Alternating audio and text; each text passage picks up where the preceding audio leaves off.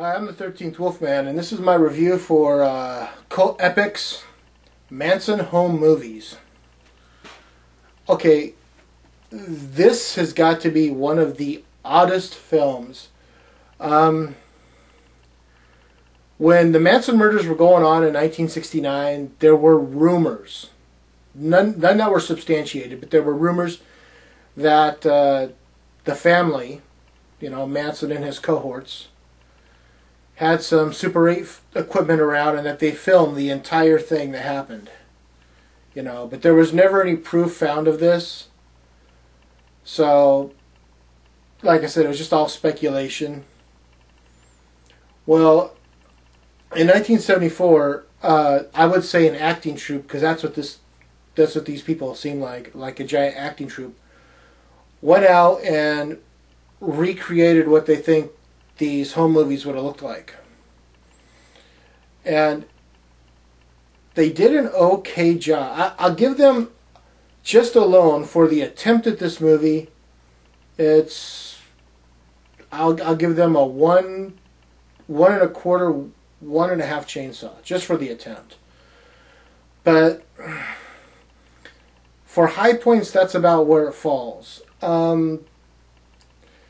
From time to time, I guess what gets me is I consider myself pretty well versed in the Manson history, because I was a kid around that time, and it seemed like it was always, Charlie and Patricia and Linda and Sadie, and they were all coming up for parole all the time, so they were always talking about it on the news.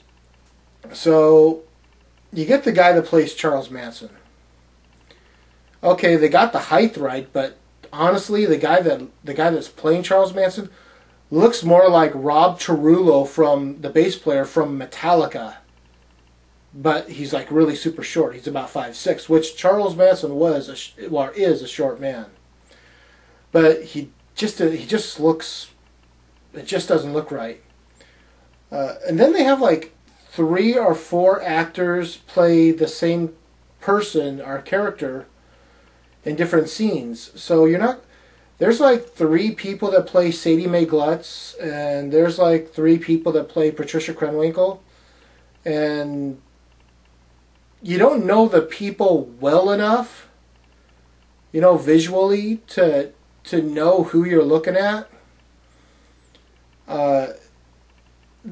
No sound. Oh, the only sound that you get, that's not right. The only sound that you get is music that plays through the entire movie that was written and performed, I guess, by the Manson family. I recognized one song, which was Garbage Dump. But other than that, you don't get any vocal audio, so you're not really quite sure what's going on. I would have liked to have seen this movie done with title cards, and title cards on occasion do pop up. They'll say something like, going over to blah, over to the dealer's house. Well, okay, that's fine, but we needed a few more title cards in this movie to kind of explain a little. This movie's an hour and a half long, and it just seems kind of slow and draggy, because you're going, at one point I'm going, so that's supposed to be Sharon Tate? Really? Well, who's the other person? It's supposed to be Abigail Folger. Abigail Folger was not a young woman, and it just, I don't know, it was just kind of, the movie was kind of odd. It wasn't, I'm not saying it's terrible. I've seen worse movies than this. So I'm not saying it's a terrible movie. I'm just saying it would have been interesting. Actually, if they would have just recorded a commentary, I mean, they didn't have commentary back then. Well, they did, but if they could have, like, before they put this out, got some of the people together that made this movie and recorded a commentary to watch with this movie, that would have been great. This movie would have been, just to explain everything that's going on. But yeah, so I give it like about 1.25, 1.5. It's a really strange movie. Cult Epics did do a good job of transferring it because it's all Super 8 footage. You know, I mean, it does give you that I hate to use this term, but grindhouse look to it. But that's the kind of look that they were going for. So, and you could tell it's all filmed on Super 8. You know.